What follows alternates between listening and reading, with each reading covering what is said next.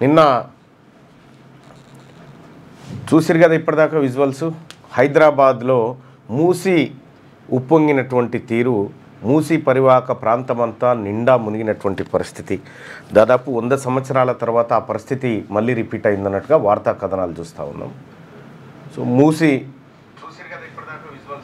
ఇమ్లిబనా MGBS bus station, Imlibun అంటుండే, MGBS bus station మొత్తం మూసిలో కలిసిపోయినటువంటి పరిస్థితి.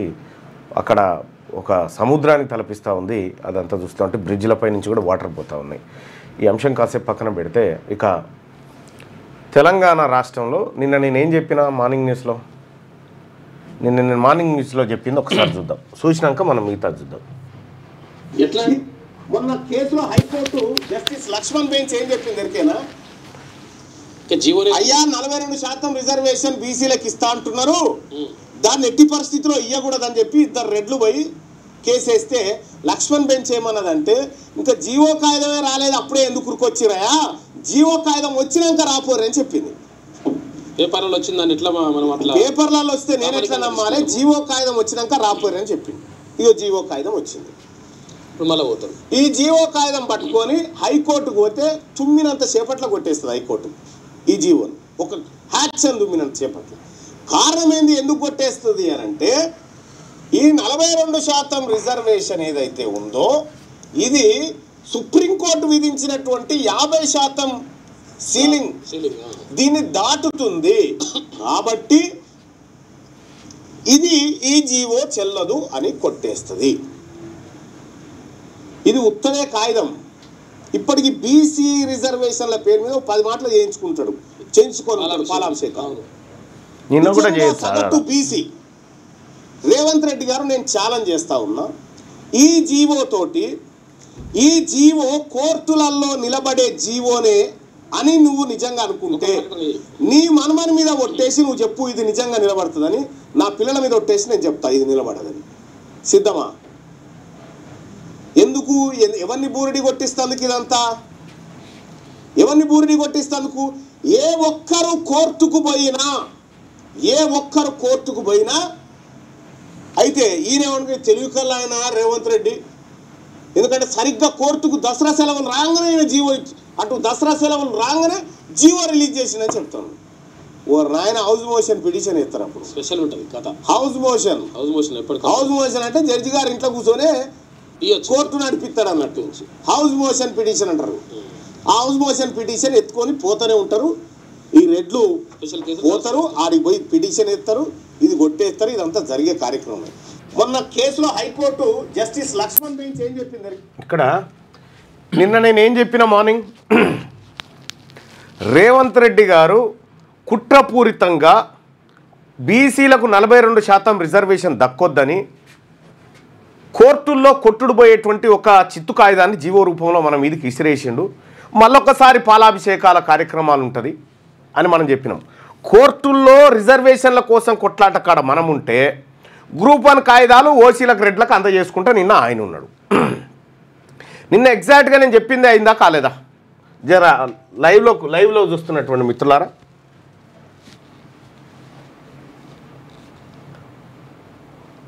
ఏదైతే చెప్పినామో హౌస్ మోషన్ పిటిషన్ వేస్తారు అని చెప్పినాం.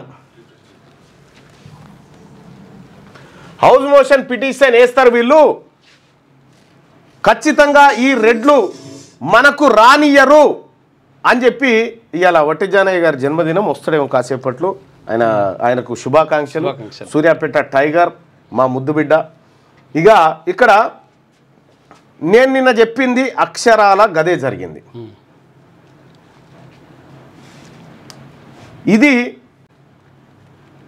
నేను ఊహించి చెప్పింది కాదు, నేను వాస్తవాల ఆధారంగా మాట్లాడినటువంటి మాట. అది చాలామందికి తెలియక పాపం ఆడోళ్ళు మన బీసీ నాయకులు రేవంత్ రెడ్డి ఫోటో పెట్టా పాలాభిషేకం పాల ప్యాకెట్లు తీసుకొచ్చి ఏమన్నా సిగ్గు అనిపిస్తలేదా ఈ కార్యక్రమం? మీ ఫోటోలు చూస్తుంటే ఇక్కడ ఎర్రోడు రాయుడు అని అనుకుంటలేరా జనం? బంద్ చేయరా వద్దు. ఇక వాళ్ళకి తెలుసు, రెడ్లకి ఇది అంతా తెలుసు, ఇది కాదు కానీయం అని చెప్పి వాళ్ళందరికీ మీదికి యాక్టింగ్ ఇది అంతా చేస్తున్నట్టుగా యాక్టింగ్ చేస్తారన్నట్టు. ఇక్కడ ఏం జరిగింది పెన్ని,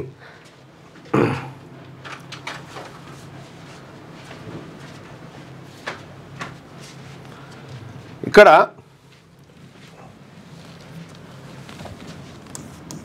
జీవో నెంబర్ 9 ఏంది ఇది? బీసీలకు 42% రిజర్వేషన్ లోకల్ బాడీ ఎన్నికల్లో కల్పించడం కోసం బ్యాక్వర్డ్ క్లాసెస్ డిపార్ట్మెంట్ నుంచి, బీసీ వెల్ఫేర్ డిపార్ట్మెంట్ నుంచి ఒక జీవో విడుదల చేశారు. GO number 9. ఈ జీవో హైకోర్టులో నిలబడదు అని క్లియర్గా చెప్పిన. ఈ జీవో రిలీజ్ చేసిన ఆయన ఎవరు? రేవంత్ రెడ్డి జీవో రిలీజ్ చేసిండు. ఈ జీవో కాయిదాన్ని పట్టుకొని హైకోర్టు కురికింది ఎవరు? బి మాధవరెడ్డి అనేట ఆయన.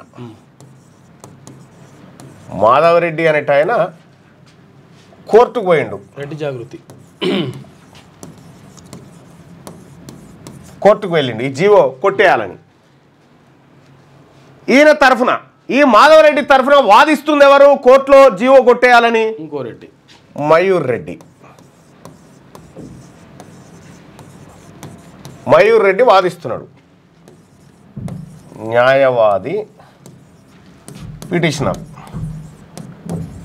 పిటిషనర్ తరఫున న్యాయవాది అన్నట్టు. ఇక ఈ జీవో ఉండాలి అని వాదిస్తున్నది ఎవరు? సుదర్శన్ రెడ్డి.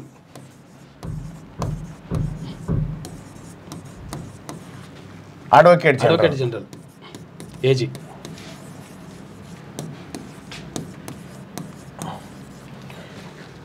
ఈ కేసుకు సంబంధించినటువంటిది వీళ్ళందరూ కలిసి ఎవరి ముంగట వాళ్ళ వాదనలు వినిపిస్తూ ఉన్నారు? జస్టిస్ విజయసేన్ రెడ్డి,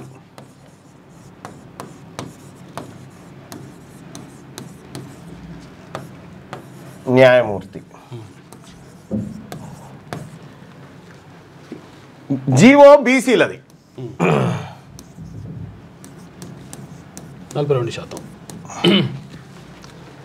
జీవో ఇచ్చిన ప్రభుత్వాధినేతనేమో రేవంత్ రెడ్డి. బి మాధవరెడ్డి అనేట ఆయన కోర్టుకు వెళ్ళిండి ఆ జీవో చెల్లదని. మయూర్ రెడ్డి అనేటువంటి న్యాయవాది గారు పిటిషనర్ తరఫున వాదించిండి నిన్న. అడ్వకేట్ జనరల్ ప్రభుత్వం తరఫున హాజరైన వారు సుదర్శన్ రెడ్డి గారు. వీళ్ళందరి వాదనలు వింటున్నది విజయసేన్ రెడ్డి గారు. నిన్న కోర్టులో జరిగినటువంటి కార్యక్రమం ఇది. అయితే నేను కూడా వెంటనే ఇంప్లీడ్ కావడం జరిగింది. అంటే ఈ కేసులో నేను కూడా ఇంప్లీడ్ కావడం జరిగింది. మన న్యాయవాది చిక్కుడు ప్రభాకర్ ద్వారా నేను దాంట్లో ఇంప్లీడ్ కావడం జరిగింది. ఎందుకు ఇంప్లీడ్ అయినా అంటే ఇవన్నీ చూసినాక నాకు జర డౌట్ వచ్చింది, ఎందుకైనా మంచిది ఇంప్లీడ్ అయిదామనేటువంటి ఉద్దేశంతో ఇమ్మీడియట్గా ఇంప్లీడ్ అయినాం. సో గౌరవ న్యాయస్థానం కూడా అంగీకరించింది, సరే చూద్దామని.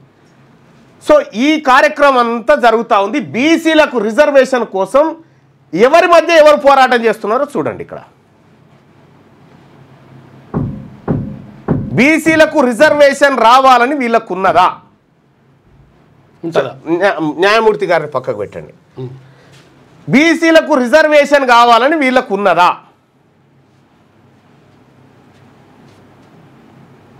ఏంది మరి బాధ ఏంది? దీని వెనకాలన్న హడావిడి ఏంది? రేవంత్ రెడ్డి ఏం ఆలోచన చేస్తా ఉన్నాడు? ఈ అన్ని విషయాలు కులంకషంగా చర్చించుకుందాం. దీని వెనకాలన్న హిడెన్ ఎజెండా కూడా మాట్లాడుకుందాం. ఇది దీంట్లో నేను కూడా తీన్మార్ మల్లన్నగా, ఎమ్మెల్సీగా ఈ బీసీ మెజారిటీ ప్రజల పక్షాన్ని నేను కూడా ఇంప్లీడ్ అయి మా వాదనలు వినిపించడానికి మేము కూడా తయారైనాం. అంటే ఏమాత్రం అవకాశం ఉన్నా దాన్ని కాపాడాలనేటువంటి ప్రయత్నం, ఏమాత్రం అవకాశం ఉన్నా దాన్ని కాపాడాలనేటువంటి ఒక ప్రయత్నం అయితే ఒక బీసీ బిడ్డగా నా వర్గాల ప్రయోజనం కోసం నేను చేసిన. ఇక్కడ నేను ఇంప్లీడ్ అవడం వల్ల నేను గెలిస్తే నేనే ఓడిపోయినట్టు రేవంత్ రెడ్డితో వేసిన సవాల్లో, అయినా కూడా నా వాళ్ళు గెలవాలనుకున్నా, అందుకోసం పోయినా. సరే, ఇది జరిగినటువంటి కార్యక్రమం. మరి కోర్టు ఏం చెప్పింది అని అంటే, కోర్టు చెప్పినటువంటి మాట,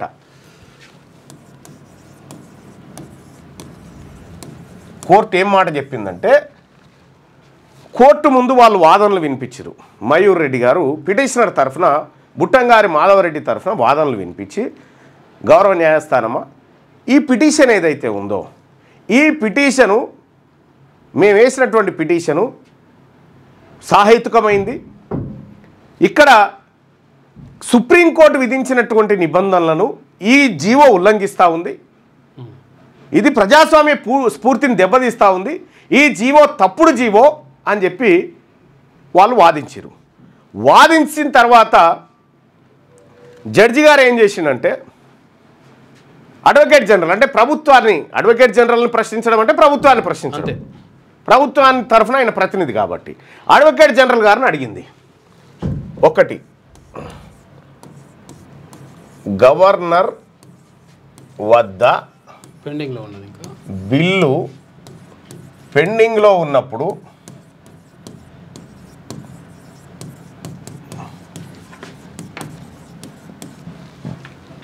జీవో విడుదల చేయడం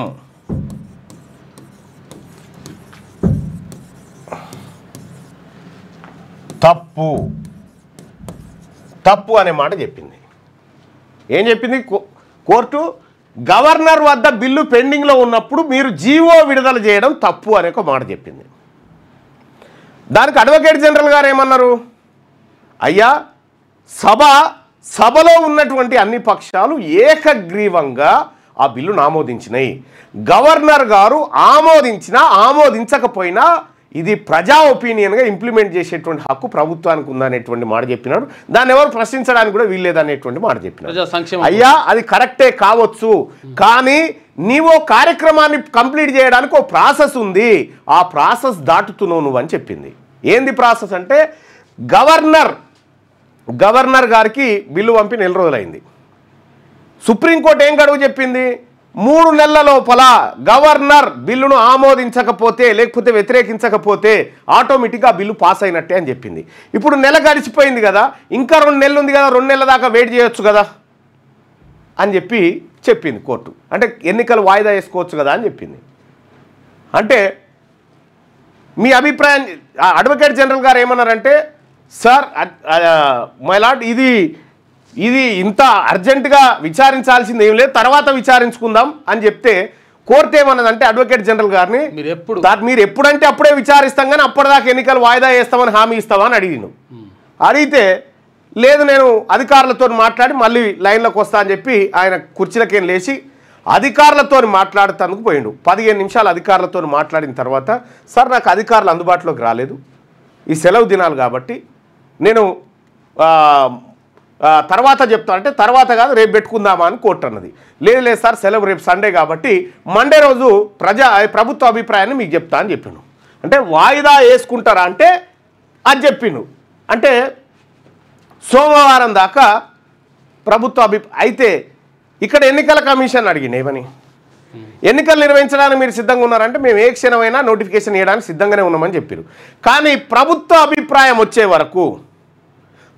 యొక్క అభిప్రాయం వచ్చే వరకు ఈ ఎన్నికలు నిర్వహించడానికి వీల్లేదనేటువంటి సంకేతం అయితే వచ్చింది. ప్రభుత్వ అభిప్రాయం సోమవారం వస్తుంది. సోమవారం రోజు ప్రభుత్వం ఏం చెప్పబోతుంది, ఏం కథ అనేది ఇప్పుడు నెక్స్ట్ డిస్కషన్లో మాట్లాడుకుందాం. ఒక ప్రశ్న ఇది అడిగింది. రెండో ప్రశ్న ఏమడిగిందంటే, Indira Sawhney versus Union of India.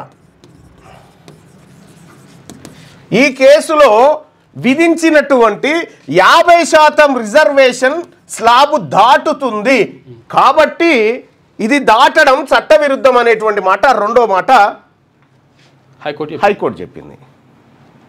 అంటే ఈ 2 దెబ్బలతోటే ఇదాంతో ఎగిరిపోకుండా దీంతో ఎగిరిపోతుంది ఆ జీవో. ఇది క్లియర్. కానీ ఇప్పుడు దీని కథ ఏంది, ఎందుకోసం ఇంత ఆరాట పడతా ఉన్నాడు రేవంత్ రెడ్డి గారు అనంటే, ఈ జీవో ఇచ్చిన తర్వాత కొట్టేసినా పర్వాలేదు, కానీ బీహార్ ఎన్నికల్లో ప్రచారం చేయాలి కదా, మేము ఇక్కడ జీవో ఇచ్చినాము, ఇక్కడ ఇంప్లిమెంట్ చేస్తున్నామని డంబాచారం కొట్టుకొని వాళ్ళ పార్టీకి లబ్ధి చేకూర్చడం కోసం ఈ డ్రామా కట్టిండు అన్నట్టు. బీహార్ ఎన్నికల్లో చెప్పడం కోసం ఈ డ్రామా కట్టిండు. ఇదే హైకోర్టు బాంబే హైకోర్టు మహారాష్ట్ర ప్రభుత్వం తీసుకొచ్చినటువంటి సేమ్ ఇటువంటి జీవోనే కొట్టేసింది. ఇదే పాట్నా హైకోర్టు బీహార్ ప్రభుత్వం తీసుకొచ్చినటువంటి రిజర్వేషన్ పెంపు జీవోను పాట్నా హైకోర్టు కొట్టేసింది. ఇక్కడ కూడా 2018లో కేసీఆర్ తీసుకొచ్చినటువంటి జీవోను కూడా ప్రభుత్వం కొట్టేసింది, గవర్నమెంట్ ఏది హైకోర్టు కొట్టేసింది. ఇక్కడ ఈ 3 ఉదాహరణలు రెడీగా ఉన్న తర్వాత, ఈ 3 అంశాలు మన కళ్ళ ముందున్న తర్వాత ఈ జీవో పాస్ అవుతుందని గుజ్జంతా ఏది ఈ జీవో హైకోర్టులో నెగ్గుతుందని బుర్రున్న ఎవడు కూడా ఒప్పుకోడు. ఇంక బుర్రలో నేడేవాడని ఉంటే ఇవి ఏవి మన పాలాభిషేకాలు పాల ప్యాకెట్లు చింపి పోస్తారు కదా, పబ్లిక్ పట్టవాటిలే ఫుల్ జనం నవ్వుతా ఉన్నారు వాళ్ళని చూసి, ఈడేంద్ర ఇంకా రాలేదు అప్పుడే పాల్గుమరిస్తుండే అనేటువంటి మాట చెప్తున్నారు. ఇక్కడ మనము బుట్టంగారి మాధవరెడ్డిని తప్పు పట్టడానికి వీల్లేదు, అతని కోర్టుకు వెళ్ళే హక్కు ఉన్నది. కానీ రెడ్లు జీవో విడుదల చేసి రెడ్లే కొట్టుకొని రెడ్లే ఆపి, వాహ్ ఎంత అద్భుతమైన కార్యక్రమం చూసిరా ఇది, ఎంత దీని వెనకాల 100% జానారెడ్డి. నిన్న జానారెడ్డి ఏదో పుష్పగుచ్చం అందుకుంటా ఉండే ఏదో ఫోటో వచ్చింది, అంటే ఇది కేసు పడ్డది ఆగిపోయిందని పుష్పగుచ్చం అందుకుంటాం ఏదో ఫోటో వచ్చింది నాకు. అన్న చూడన్నా ఈ దొంగ చూడు బ్యాక్ ఎండ్లో ఉండి ఏం చేస్తున్నాడు అని పెట్టిరు. సరే అది అట్లా పెడితే ఇక్కడ ఏం జరగాలి, నిన్న కోర్టు ఒక కీలకమైనటువంటి మాట చెప్పింది. కోర్టుకు చెప్పే కంటే నిన్న కోర్టు చెప్పింది, కానీ నేను గతంలో 42% రిజర్వేషన్ అనేటువంటి అంశంలో నేను ముఖ్యమంత్రి గారు, తర్వాత వకులాభరణం గారు, ఆ తర్వాత ఇంకా చాలామందిమి ఆ మీటింగ్లో ఉన్నాం. అప్పుడు ఈ బీసీల రాక్షసుడు జానారెడ్డి కూడా వచ్చి ముఖ్యమంత్రి పక్కకు కూర్చొని 42% జీవో ఏం చేద్దాం 42 ఎగబెడదామని చెప్పిండు. ఎవరు? జానారెడ్డి. అమ్మయ్యమ్మ వీడు ఇంత కుట్రదారుడా అని అప్పటి నుంచే నేను పసిగట్టిన, వీనితోటే జరుగుతూ ఉంది ఇదంతా అని చెప్పి మొత్తం పసిగట్టిన తర్వాత నాకు అర్థమైంది ఏంటంటే ఇది ఈ గూడుపుట అని తయారైంది అనేది. నేను ఆ రోజు ముఖ్యమంత్రికి చెప్పినటువంటి సలహా ఏం దొరికేనా, ఆ రోజు అడ్వకేట్ జనరల్ గారు కూడా వచ్చినట్టున్నారు. ముఖ్యమంత్రికి చెప్పిన సలహా ఏంటంటే, ఒకవేళ 42% రిజర్వేషన్ ఇవ్వాలనుకుంటే ఫస్ట్ జీవో విడుదల, రెండోది నోటిఫికేషన్. జీవో విడుదల, నోటిఫికేషన్, ఈ 2 జీవో విడుదల చేసిన 5 నిమిషాలకి నోటిఫికేషన్ ఇచ్చేయాలి. 5 నిమిషాలకు జీవో విడుదల చేసిన 5 నిమిషాలకే నోటిఫికేషన్ ఇస్తే, నోటిఫికేషన్ ఇచ్చిన తర్వాత నోటిఫికేషన్ను కోర్టులు ఆపిన సందర్భాలు చాలా తక్కువ ఉన్నాయి, చాలా తక్కువ ఉన్నాయి. కాబట్టి ఇట్లా మనకు అట్లా ఛాన్స్ లేనప్పుడు ఇక గిట్ల ఇవ్వచ్చు చూడు అని చెప్పి ఆ రోజు చెప్పడం జరిగింది. నిన్న కోర్టు కూడా అదే వ్యాఖ్యలు చేసింది. మీరు నోటిఫికేషన్ ఇచ్చినుంటే మేము దాంట్లోకి ఎంటర్ కాలేకపోదుము అనేటువంటి మాట చెప్తూనే ఇంకొక కీలకమైన మాటను, ఒకవేళ నువ్వు నోటిఫికేషన్ ఇప్పుడు ఇచ్చినా కూడా మేము ఇవి విచారిస్తామని చెప్పి విచారిస్తాం. ఇప్పుడు ఏం జరుగుతుంది అంటే, నోటిఫికేషన్ ఇచ్చినాక కూడా హైకోర్టు విచారిస్తుంది, హైకోర్టు విచారణ చేపడుతుంది.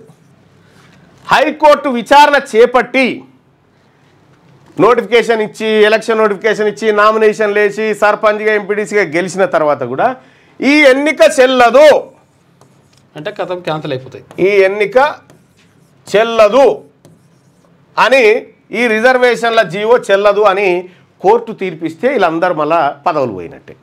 ఇప్పటిదాకా పెట్టుకున్న ఖర్చు ఉట్టిదే బూడిదలో పోసినట్టే. అది ఇది 2 చెడిపోతాయి అన్నట్టు.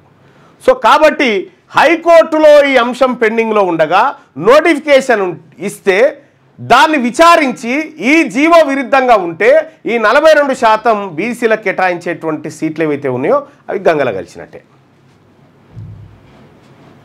ఇగో ఇది జరిగినటువంటి కార్యక్రమం.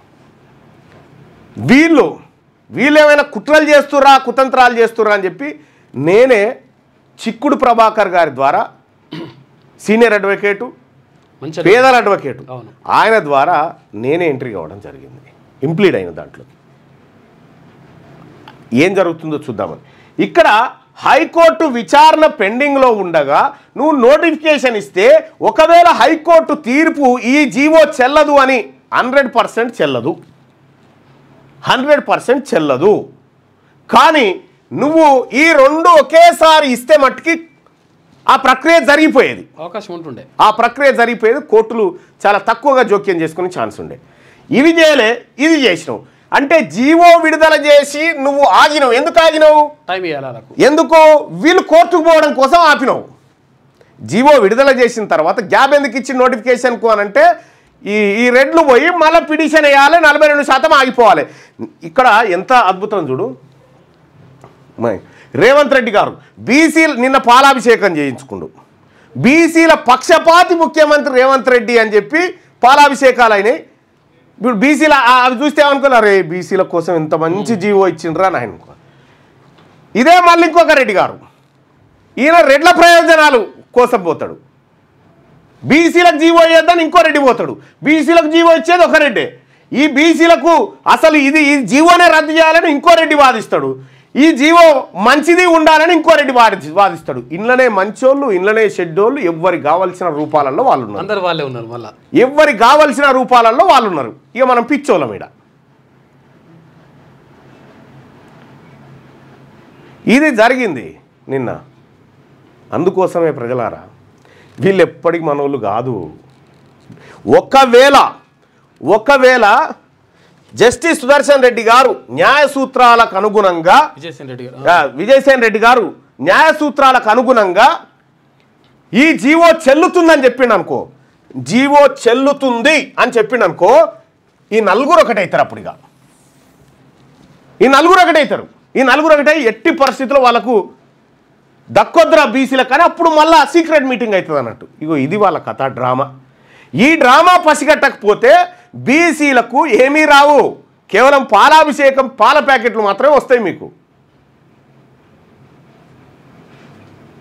కాబట్టి నేను రిక్వెస్ట్ చేస్తా ఉన్న ప్రజలకి, ఇదొక ప్రభుత్వం, ఈ ప్రభుత్వం మనకి ఇయ్యడానికి సిద్ధంగా లేదు. అందుకోసమే ఈ అవకాశాలన్నీ వాళ్ళకు రెడ్లకు కల్పిస్తూ ఉంది. మన బువ్వ మనం తినడం కోసం మన బతుకు ఎవరి మీద ఆధారపడ్డదో ఇది చూస్తే తెలుస్తుంది. మన బతుకు ఎవరి మీద ఆధారపడ్డదో ఇది చూస్తే తెలుస్తుంది.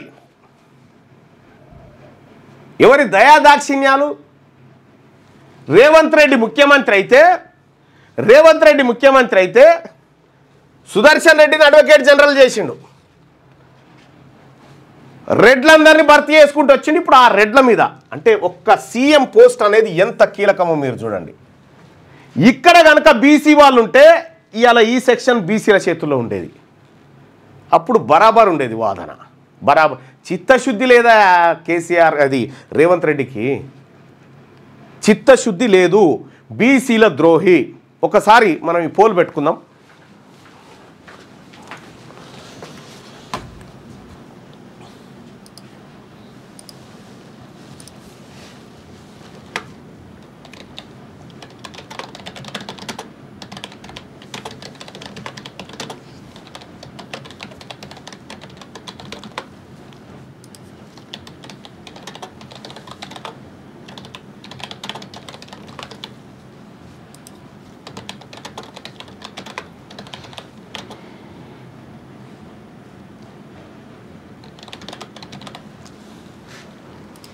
రైట్.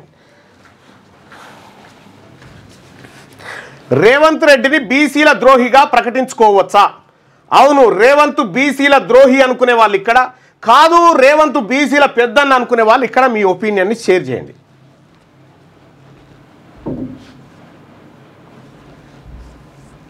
గింత మోసం, గింత దగా జరుగుతూ ఉంటే ఒక్క బీసీ మంత్రి కన్నా ఈ సబ్జెక్టు ఇట్లా జరుగుతుంది కథా కార్ఖానాని.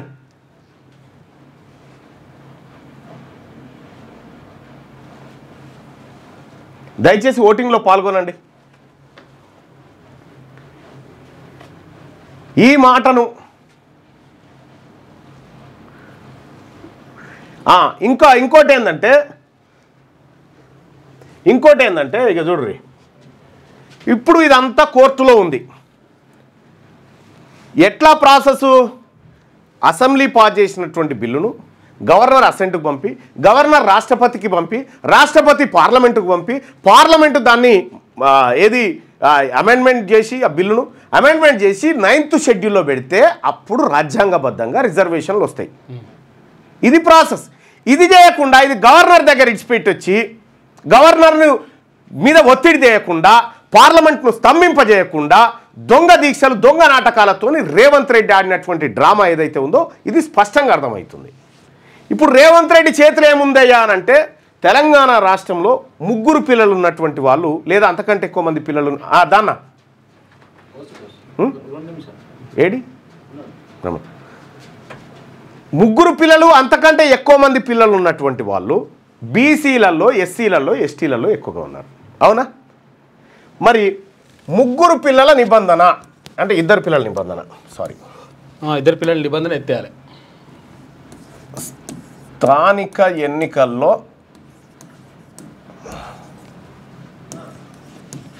పోటీ చేయడానికి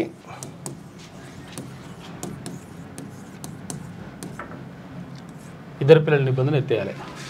2 పిల్లలు మాత్రమే ఉండాలి. అంతకంటే ఎక్కువ ఇప్పుడు అవకాశం లేదు. ఉండాలి, 2 పిల్లలు మాత్రమే ఉండాలనేటువంటి నిబంధన ఉంది. ఈ నిబంధన ఎత్తేస్తందుకు హైకోర్టుకు పోవాల్సిన పని లేదు, పార్లమెంట్ ఆమోదం అక్కర్లేదు, లేకపోతే గవర్నరు ఆమోదం అంతకంటే అక్కర్లేదు. సింపుల్గా ప్రభుత్వం ఒక జీవో తీసుకొచ్చి, ఇప్పుడు తెచ్చినటువంటి జీవో అసలు తీసుకొచ్చి, తెలంగాణ రాష్ట్రంలో స్థానిక సంస్థల ఎన్నికల్లో రూరల్ ఏరియాల్లో పోటీ చేసేటువంటి ఎంపీటీసీ, జెడ్పీటీసీ సర్పంచులకు 2 పిల్లల నిబంధన గతంలో పెట్టుకున్నాం. ఆ 2 పిల్లల నిబంధనను ఎత్తేస్తున్నామంటే ఇప్పుడు 50% పోటీ చేసేటువంటి బీసీలు 60% మంది పోటీ చేస్తారు. అప్పుడు అంటే ఒక 10% మంది పెరుగుతారు. ఈజీగా పెరిగేది చేస్తలేడు చూడ్రి. ఈయన చేతులున్న పని చేయకుండా, చేతుల లేనిది మనల్ని కోర్టు కాడ ఇరికిచ్చి, ఈడబ్ల్యూఎస్ రిజర్వేషన్ పేరు మీద గ్రూప్ 1 ఉద్యోగాలను 172 ఉద్యోగాలను అప్పనంగా వాళ్ళ కులాలలో గట్టబెట్టిండు. ఆడ నిన్న శిల్పకళా వేదికలో అవి ఇచ్చుకుంటా దిగుతా ఉన్నాడు. ఏక్ నంబర్ చోర్ గవర్నమెంట్ ఇది. కాబట్టి రేవంత్ రెడ్డిని బీసీల ద్రోహిగా ప్రకటించుకోవచ్చా? అవును, రేవంత్ బీసీల ద్రోహి అని 186% మంది తమ అభిప్రాయాన్ని తెలియజేశారు. అందుకోసమే ఒక్క బీసీ ముఖ్యమంత్రి, బీసీ ప్రభుత్వం ఉంటే ఈ అన్నిటిని ఖతం చేయొచ్చు, వీటన్నిటిని ఖతం చేయొచ్చు. నీ గ్రూప్ 1 ఉద్యోగాల విషయంలో కానీ, నీ ఈడబ్ల్యూఎస్ మోసాల విషయంలో కానీ, ఈ మంత్రులు కుట్రలు కుతంత్రాలు చేసేటువంటి వీళ్ళందరినీ కూడా ఒకే ఒక్క పెన్నుపోటుతో ఖతం చేయొచ్చు వీళ్ళని. అసలు కథ గాడుంది. మనం రోడ్డెక్కి ధర్నాలు చేస్తేనో లేకపోతే రాస్తారోకోలు చేస్తేనే తీరది. ఇది ఓట్ల రూపంలోకి ఈ యుద్ధం మారాలి. ఈ ఓట్ల రూపంలోకి మారాలంటే ఈ బీసీల ప్రజల కోసం ఒక పార్టీ ఉండాలి. ఆ పార్టీయే తెలంగాణ రాజ్యాధికార పార్టీ. ఆ తెలంగాణ రాజ్యాధికార పార్టీ ద్వారానే వీళ్ళ ఆగడాలన్నింటినీ చెక్ పెట్టే అవకాశం ఉంది. కాబట్టి మీ అందరికి కూడా నేను చేస్తున్నటువంటి రిక్వెస్ట్ ఒకటే, ప్రజలారా, తెలంగాణ రాజ్యాధికార పార్టీ ఇది ఆషామాషిగా పుట్టిన పార్టీ కాదు. ఇది ఆత్మగౌరవాల మధ్య పుట్టిన పార్టీ, ఇది ఆవేదనల మధ్య పుట్టినటువంటి పార్టీ. కాబట్టి తెలంగాణ రాజ్యాధికార పార్టీ ఇది మన పార్టీ, మన మంచిని కోరేటువంటి పార్టీ. అవి గాంధీ భవన్ అయినా, బీఆర్ఎస్ పార్టీ గడి అయినా, లేకపోతే బీజేపీ ఆఫీస్ భవన్ అయినా, ఇవి మనవి కావు, ఇవి మన కిరాయిన్లే ఎప్పటికైనా. అందుకోసమే జై టీఆర్పీ, తెలంగాణ రాజ్యాధికార పార్టీ మన పార్టీ, మన బీసీల పార్టీ, మన వెనుకబడిన తరగతుల పార్టీ, మన ఎస్సీ ఎస్టీ సోదరులను మన గుండెల్లో పెట్టుకొని ముందుకు పోయేటువంటి పార్టీ. అందుకే 2028లో బీసీ ముఖ్యమంత్రి రావాల్సిందే, ఈ అన్ని ఆగడాలకు చెక్ పెట్టాల్సిందే. ఇదొక్కటే మార్గం, మన ముందు ఇంకా ఏ మార్గము లేదు, ఏ మార్గం మనం ముంగట్లేదు. దయచేసి మార్నింగ్ న్యూస్ చూస్తున్నటువంటి మిత్రులారా, రేవంత్ రెడ్డిని బీసీల ద్రోహిగా ప్రకటించుకోవచ్చా అంటే అవును, రేవంత్ రెడ్డి బీసీల ద్రోహి అని 185% మంది అభిప్రాయపడ్డారు. జరిగిన కార్యక్రమం ఇది. మిత్రుడు సూర్యాపేట టైగర్ వట్టే జానయ్య గారు ఇప్పుడే ఇచ్చేసినారు. ఆడ అదే నా టేబుల్ మీద ఒక శాలువా తెచ్చిపెట్టినది. రండి రండి దా అన్నది జన్మదిన శుభాకాంక్షలు. ఒక్కసారి హ్యాపీ బర్త్డే జానయ్య యాదవ్ గారికి హ్యాపీ బర్త్డే టు యూ. ఇది కాదు, నేను తెచ్చినాడు టేబుల్. నేను నిన్న ఏం చెప్పినా హౌస్ మోషన్ నాకు అదే జరిగింది చూడ్రి. ఎంత కుట్రా కుతంత్రాల మధ్య జరుగుతుందంటే ఇన్ని కుట్రా కుతంత్రాల మధ్య కూడా మా పోరాట స్ఫూర్తిని మా ఆత్మగౌరవాన్ని వదులుకోము.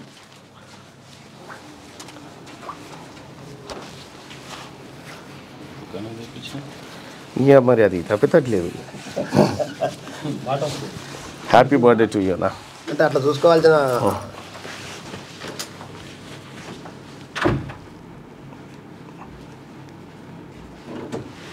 2028 సూర్యాపేట ఎమ్మెల్యే ఒట్టే జానయ్య యాదవ్ గారి జన్మదినం. ఇప్పుడు కప్పుగా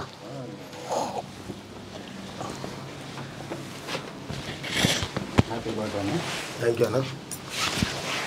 కానీ ఏసే మదన్న, మా ట్రెజరర్, మా జనరల్ సెక్రటరీ గారు సుదర్శన్ గారు, ఇంకా ఇన్నెందుకన్నా ఒకటి కానీ ఇక మాది కాదుగా బర్త్డే. మాట రాదా మళ్ళా? మీరు చెప్పకపోతే పక్క మాట వస్తుంది. థ్యాంక్ యూ అన్న. సో అందరు శుభాకాంక్షలు చెప్తారు. ఒకసారి వాళ్ళకు కూడా మైక్ పెట్టు. Mic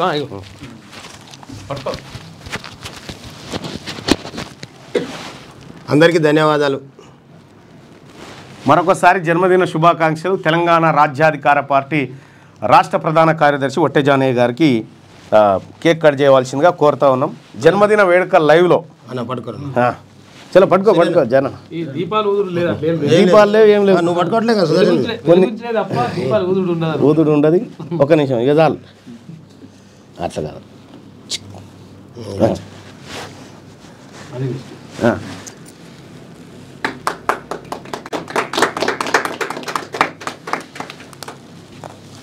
thank you. ఆయుర ఆరోగ్యాలతో నిండు నూరేళ్ళు ఉండి సూర్యాపేట ప్రజలకు 24 గంటలు అందుబాటులో ఉండాలని మనసారా కోరుకుంటా ఉన్నా. మీ ఆశీస్సులు ఉంటే ఖచ్చితంగా ఉంటాయి.